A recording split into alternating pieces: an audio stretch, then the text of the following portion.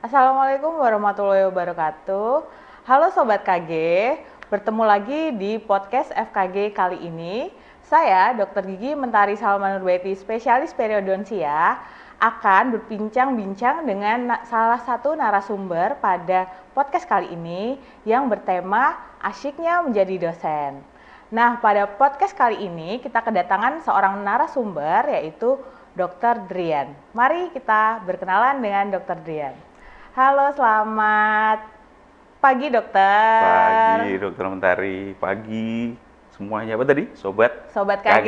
Sobat KG, selamat pagi. Mungkin bisa perkenalkan diri dulu dokter, nama lengkap beserta gelarnya dokter. Oke. Nama lengkap saya Lesdrianto Hanindrio.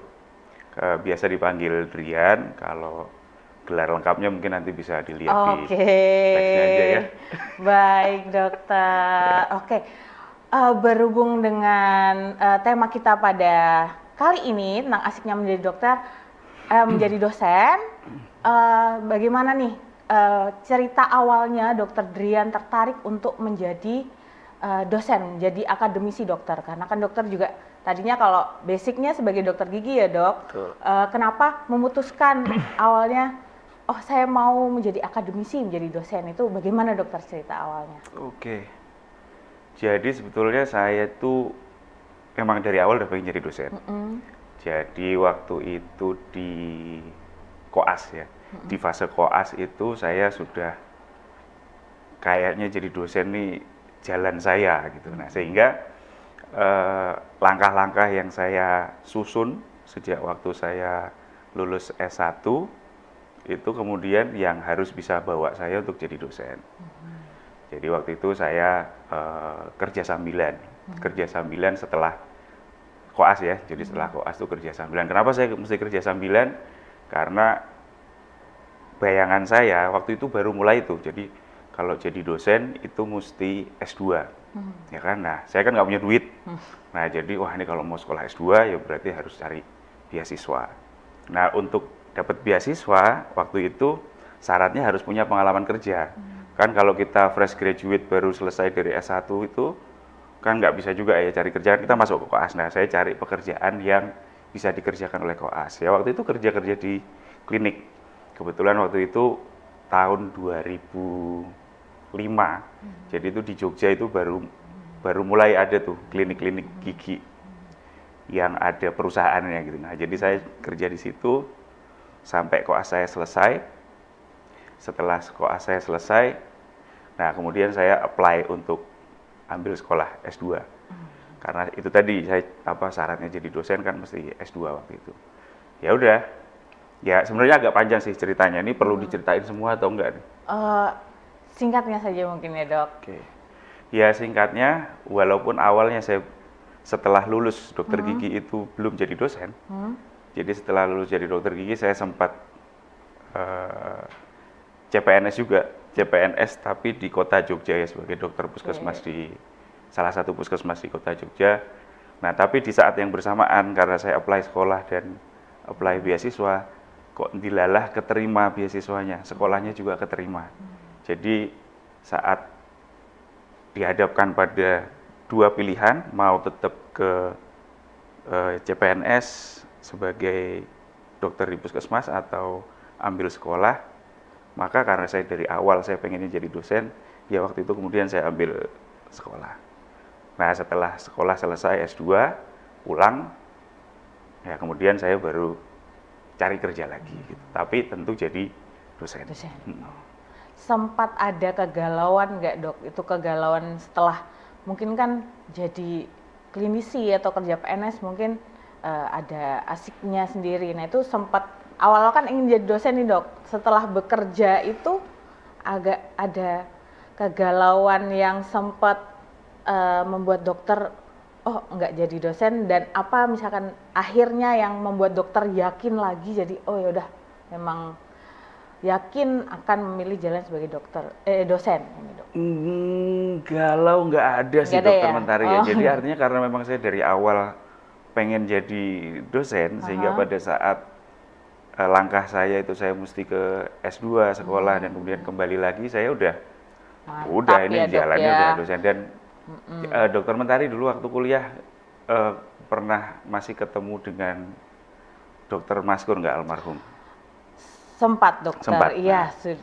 Jadi buat saya sosok inspiratif saya untuk jadi dosen itu gara-gara almarhum Dokter Maskur itu. Menurut saya waktu itu ya, waktu saya mahasiswa, artinya S1 tuh melihat sosok Dokter Maskur tuh ini nih ideal nih, memang saya harus jadi dosen gitu. Kebetulan betul sekali dan sama kurang lebih alasan kita menjadi dosen ya dok. Sosok inspiratornya kurang lebihnya sama Dokter Maskur ini. Nah selama menjadi dosen nih dok, awal-awal menjadi dosen, ada nggak kira-kira pengalaman yang berkesan awal-awal Dokter Drian menjadi dosen nih dok? Yang berkesan sekali sampai sekarang mungkin masih sering teringat momennya dok. Awal-awal jadi dosen itu yang paling saya ingat kerjaan saya bukan dosen, bukan ngajar. Jadi saya masuk ke departemen itu, kerjaan saya yang pertama, saya masih ingat banget, itu saya diminta untuk inventarisasi alat dan bahan. Ya. Jadi tapi kemudian hari saya sadari bahwa ya memang itu yang harus diawali di departemen saya ya. Jadi artinya saya jadi tahu departemen saya itu seperti apa yang harus diperhatikan dan lain sebagainya. Kemudian setelah itu yang jadi tantangan juga karena di tempat kita di UGM ini waktu, apalagi zaman saya, kalau sekarang udah baik nih, artinya gap antara dosen baru dengan dosen lama itu jauh banget, Dokter Mentari. Nah, jadi kita juga harus bisa pinter-pinter mengelola gap yang besar ini. Itu tantangan dan hal-hal pertama yang saya rasa cukup challenging ya. Tapi setelah itu udah nggak ada masalah. Lalu apa yang dokter paling sukai dari menjadi dosen nih dok? Apa? Ya, jadi ini balik lagi dari awal ya, kenapa kita atau saya memilih untuk menjadi dosen. Bisa ada alasan yang paling remeh receh sampai alasan yang filosofis. Ya. Baik. Ya kalau yang dari receh itu saya suka jadi dosen karena ngantor pakai baju bebas dok. Nah itu privilege yang jarang dimiliki. Jadi kantor pakai baju bebas, terus setiap hari ketemu sama anak-anak muda, ya kan? Tiap hari ketemu sama anak-anak muda, terus fleksibel, atur jam kerjanya fleksibel. Hal-hal yang saya receh ya. Tapi kalau filosofisnya saya pengen nabung. Jadi kalau di agama kita itu kan nanti itu tabungannya ada 3 kan. Tabungannya 3 itu amal jariah, doa dari anak yang soleh, sama ilmu yang bermanfaat. Ya kan? Paling enggak nih nabung 1 lah dok, jadi dosen, ya kan, ilmu yang bermanfaat gitu. Jadi kan nggak mungkin toh kita jadi dosen mengajarkan ilmu yang tidak bermanfaat. Nah jadi saya pengen nabung itu yang filosofis. Terus yang kedua menurut saya jadi dosen itu kita mengajar untuk belajar. Jadi artinya setiap kita mempersiapkan bahan kuliah aja paling simpel ya, itu pasti kita belajar lagi. Kita selalu berusaha untuk mengupdate apa yang kita tahu. Nah itu yang menurut saya nggak bisa didapatkan di profesi yang lain. Gitu. Ya, mungkin itu sih. Oke, terus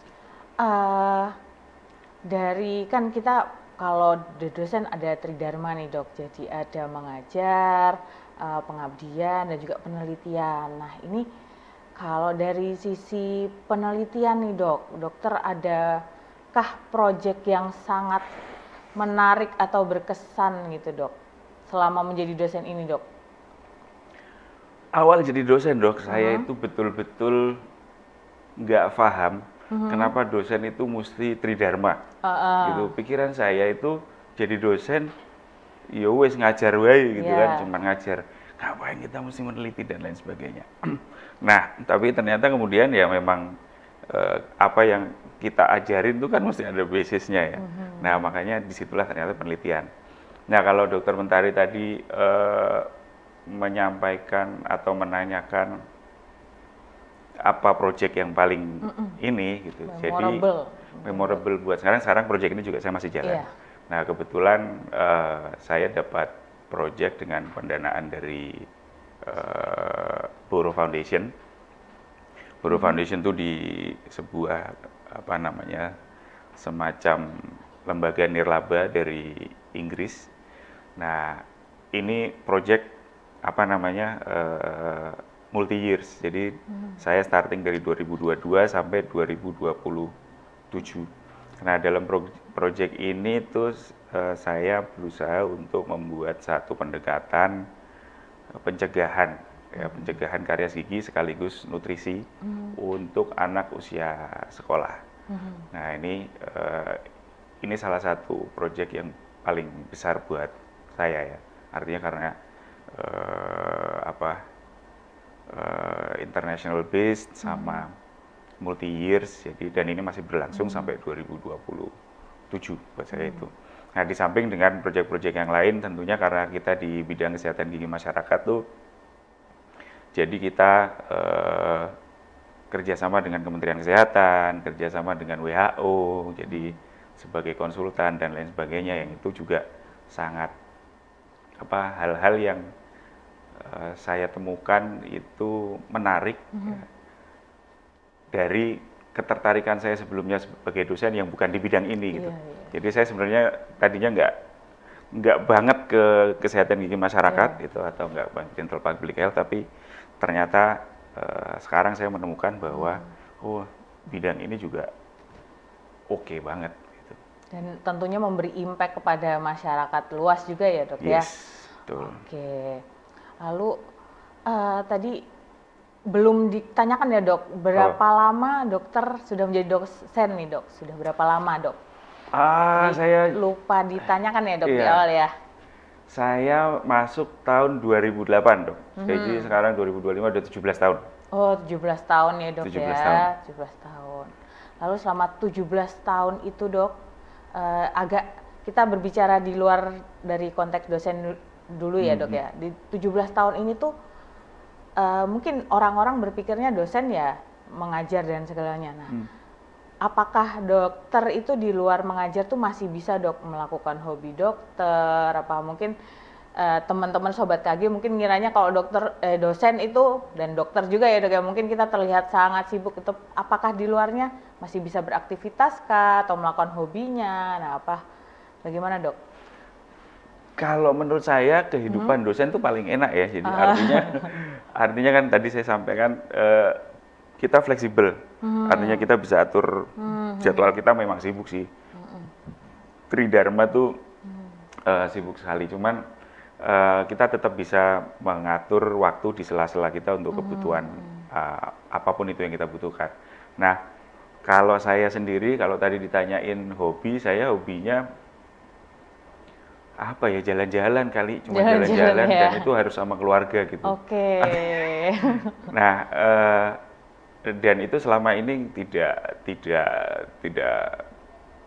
terkurangi ya, artinya bisa sekali dilakukan. Kemudian selain itu kalau teman-teman juga melihat dosen-dosen itu yang punya hobi, ada yang punya hobi lari, ada yang punya hobi sepedaan dan lain sebagainya, kayaknya malah justru bisa menekuni hobi lebih banyak deh. Oh iya. Ya. Berarti bukan, profesi ini tidak menghalangi untuk melakukan hal-hal lain yang kita sukai ya, Dok, di luar ya, Dok ya. Enggak, sama sekali enggak. Oke, karena terlepas dari image profesi dosen yang serius mungkin ya di luar sana, Dok, dan apalagi mungkin kalau yang kita juga sebagai dokter gigi juga ya, Dok ya. Lalu bagaimana nih, Dok, tentang keluarga dokter, mungkin dari istri dan anak, keluarga lain, bagaimana support system dari seorang dokter Drian ini yang menekuni profesi sebagai dosen ini, Dok? Ya alhamdulillah kalau support system buat saya itu sangat mendukung ya Dokter Mentari. Artinya kan dilalah istri saya dosen juga, Oke. ya kan? Istri saya juga. Nah, salah satu kenapa saya juga kerasan jadi dosen, ya karena istri saya dosen. Oke. Nah, kemudian untuk apa anak-anak juga apa mereka sangat ini ya apa sedikit banyak tuh mereka sangat memahami. Jadi kalau ayahnya atau ibunya kemudian ada keperluan yang mereka mesti waktunya terkurangi itu ya kalau saya dengan istri saya selalu berusaha untuk gantian gitu. Jadi kalau memang yang lagi sibuk ibunya ya saya yang tackle, kalau saya yang sibuk ya istri saya. Jadi kita selalu ini ya. Kebetulan karena ya itu tadi mungkin ini privilege saya, artinya karena punya istri dosen jadi bisa saling memahami apa yang diperlukan di profesi ini. Tapi bukan terus saya menyarankan untuk kalau pengen jadi dosen cari istri dosen. Dosen juga enggak Loh, gitu. Tapi tidak pasti harus ya itu Dok bisa, ya. yang penting adalah kita bisa saling memahami apa namanya kegiatan masing-masing ya, mungkin gitu. Saling support begitu ya Dok, walaupun mungkin pasangannya bukan dosen Bukan juga dosen, ya Dok pasti ya. bisa juga. Pasti. Ya. Baik. Dari semua pencapaian Dokter Drian dan tadi mungkin ada sudah memegang proyek besar juga ya Dok ya. Kedepannya nih Dok, mungkin kalau misal apa yang masih ingin Dokter capai mungkin dari pencapaian di sisi dosennya ini Dok? Saya pikir mungkin sama di semua profesi ya Dokter Mentari. Artinya kalau saya selalu menganalogikan kayak kalau tentara.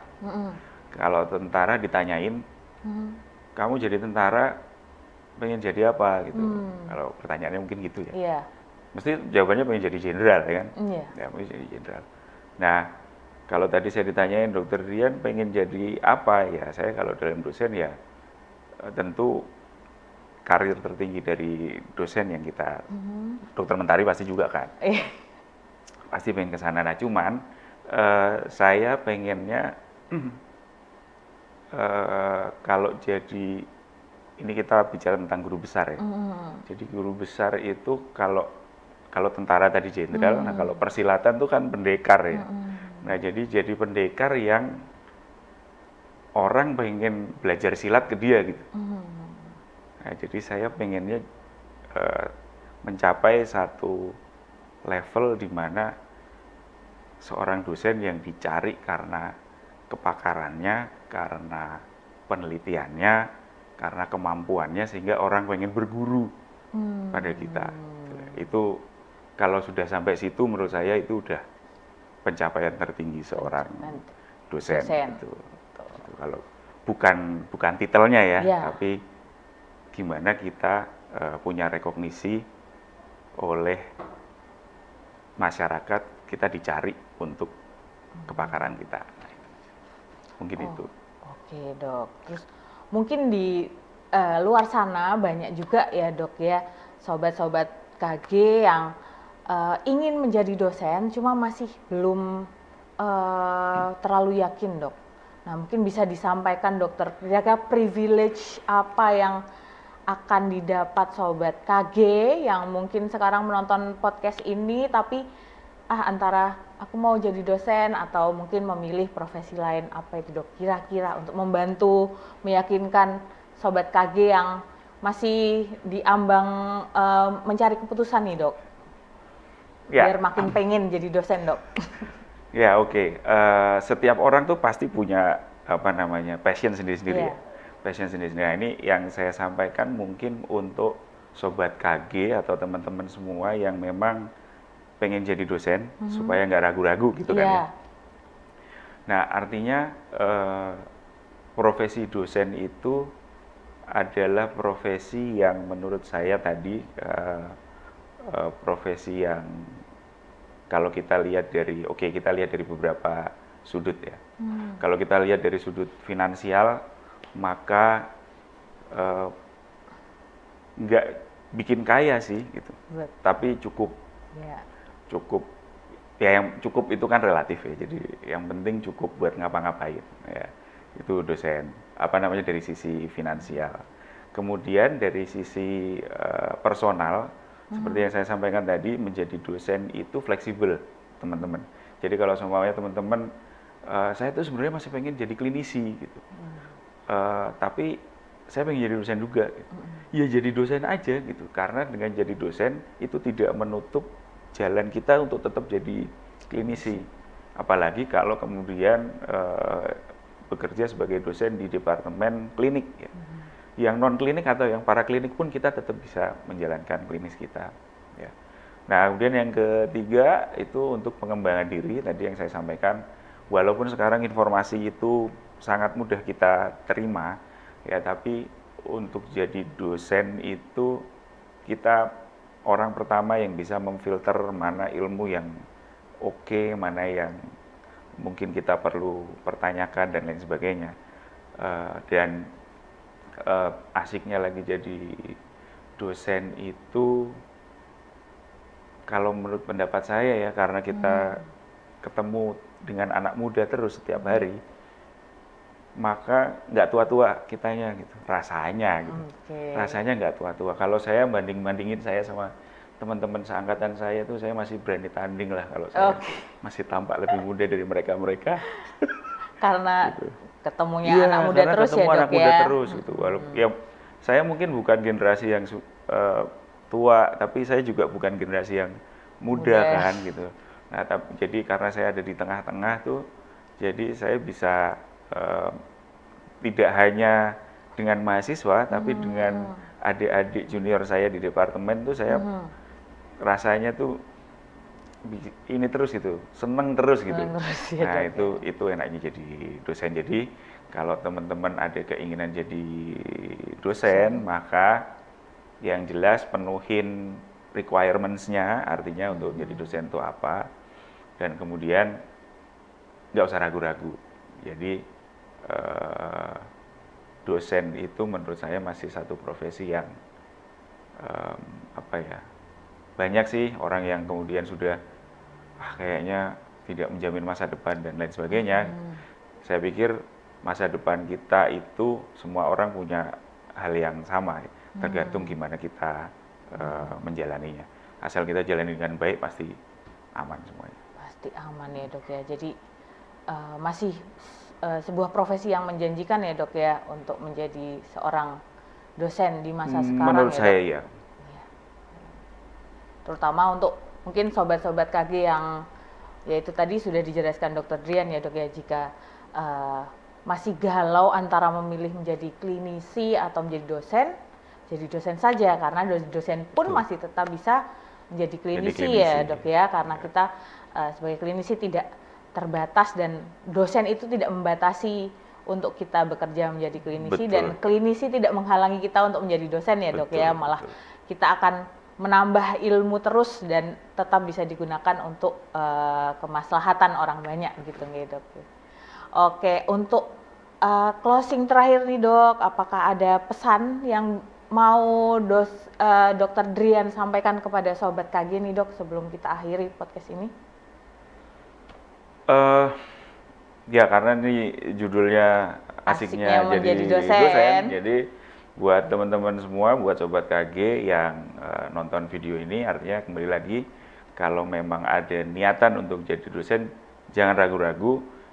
Ini sebentar lagi kalau nggak salah, kalau di UGM tuh kita akan ada pembukaan rekrutmen dosen baru.